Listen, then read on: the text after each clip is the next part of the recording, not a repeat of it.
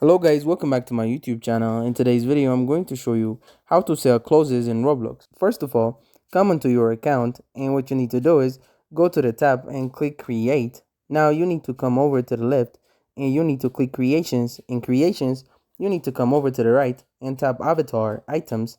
Now you want to go and click on classics. If you haven't already, you need to go and upload some assets, which are clothes.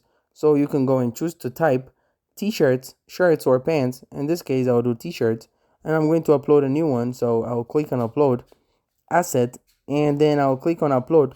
I'll use this one here. Let me give this a name and add in your description, and then tap upload like so and wait.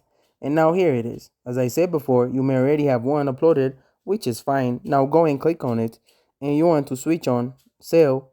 You now need to go and type in a price. I could go and make this, for example, you will go and see, you keep 70% and you will then see the publishing fee, which is 10 Roblox. And so then what I can do is click publish item. I have to go and pay that.